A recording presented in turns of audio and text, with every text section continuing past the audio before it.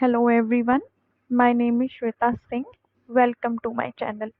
आज हम पढ़ेंगे व्हाट इज इकोनॉमिक्स। इकोनॉमिक्स क्या होती है। सबसे पहले इसकी बेसिक डेफिनेशन समझने की कोशिश करते हैं। तो इकोनॉमिक्स एक ऐसा सोशल साइंस होता है जो हमें किसी भी गुड्स और सर्विसेज के प्रोडक्शन, डिस्ट्रीब्यूशन और कंजप्शन से डील करना सिखाता है।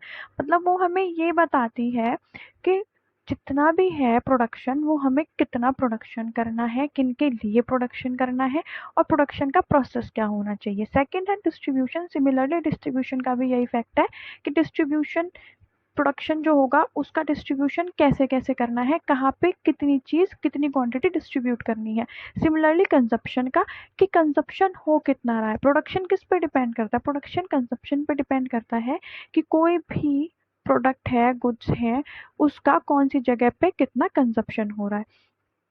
अब इसमें जो क्वेश्चन अराइज होता है वो ये है कि हमें क्या ज़रूरत है ये पढ़ने की कि हम प्रोडक्शन, डिस्ट्रीब्यूशन और कंजप्शन से डील करना सीखें। क्यों पढ़ना है हमें? बेसिकली इसका रीज़न ये है कि हमारे पास जो रिसोर्सेज है ना वो स्कार्स हैं। हमारे पास रिसोर्सेज की कमी है और जो हमारे वांट्स हैं, जो हमारी ज़रूरतें हैं, वो अनलिमिटेड हैं, जिसकी वजह से हमें इन चीज़ों से डील करना सिखाया जाता है या इकोनॉमिक्स हमें ये चीज़ें सिखा रही है। अब इकोनॉमिक्स को लेकर और भी पर्सपेक्टिव आए थे, जो इकोनॉमिस्ट थे, प्रोफेसर थे, उन्होंने डेफिनेशन दी थी। एक बार उन्हें भी देख लेते हैं। जैसे कि सबसे पहले आए थे एडम स्मिथ, जिन्हें हम फादर ऑफ इकोनॉमिक्स भी बोलते हैं। उनकी एक बुक आई थी वेल्थ ऑफ नेशंस, जिसमें उन्होंने बोला था कि economy is a science of wealth. उनके हिसाब से इकोनॉमिक्स जो है वो वेल्थ का सब्जेक्ट था, कि इकोनॉमिक्स हमें ये सिखाती है कि हम वेल्थ को अर्न कैसे करें और फिर उस वेल्थ को स्पेंड कैसे करें। उसके अलावा एडम स्मिथ ने इनविजिबल हैंड थ्योरी दी थी, डिवीजन ऑफ लेबर की भी थ्योरी दी थी, जीडीपी क्राइटेरिया भी एडम स्मिथ ने दिया था। उसके बाद सेकंड नंबर पे आते हैं हमारे प्रोफेसर एल्फ्रेड मार्शल।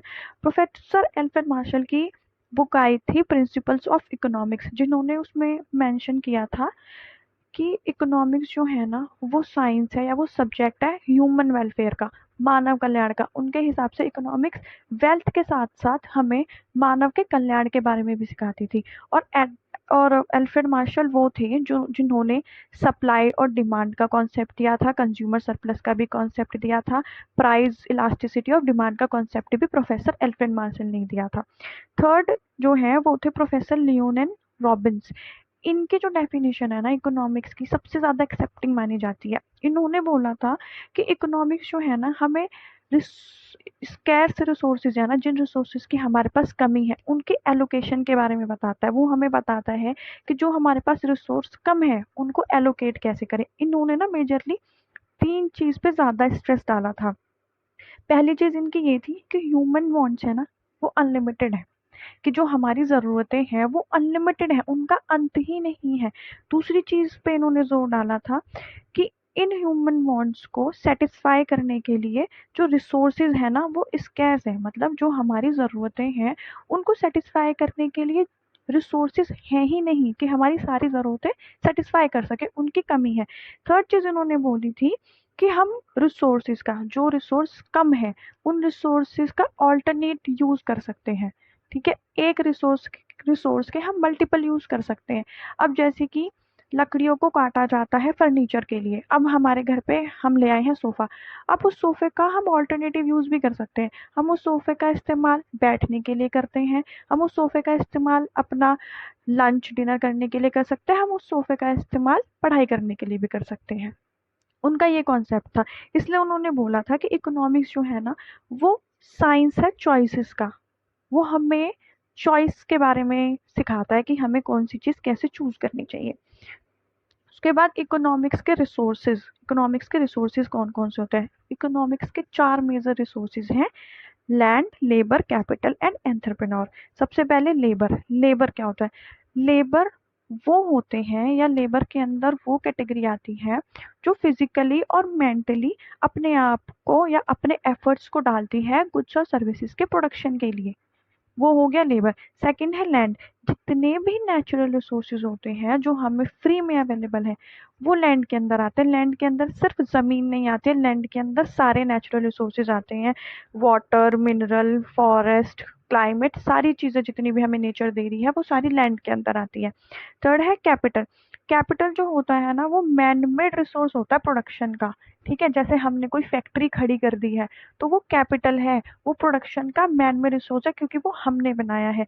जैसे कि जितनी भी ये हमारे टूल्स हो जाते हैं, जितनी भी मशीन्स हो जाती हैं, ट्रक्स हो जाते हैं, ये सारे के सारे कैपिटल के अंदर आते हैं। Fourth one is entrepreneur. तो एंटरप्रेन्योर वो है जो इन तीनों चीजों को कंबाइन करके प्रोडक्शन करता है, उसे हम एंटरप्रेन्योर कहते हैं, उद्यमी बोलते हैं उसे हिंदी में। वो इनोवेशन करता है, वो रिस्क लेता है, तब जाके प्रोडक्शन पॉसिबल होता है।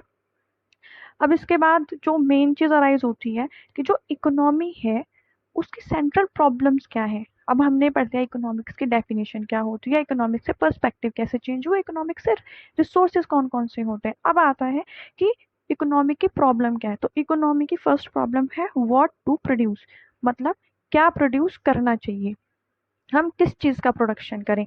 सेकंड आती है हाउ टू प्रोड्यूस, कि चलो ये डिसाइड हो गया कि प्रोडक्शन करना किस चीज का है। सेकंड है कि प्रोसेस ऑफ प्रोडक्शन क्या है, कि हमें प्रोडक्शन करना कैसे, हमें लेबर इंटेंसिव टेक्निक यूज करनी है, कैपिटल इंटेंसिव टेक्निक यूज करनी है, या दोनों को मिक्स करके यूज करना है। ठीक है।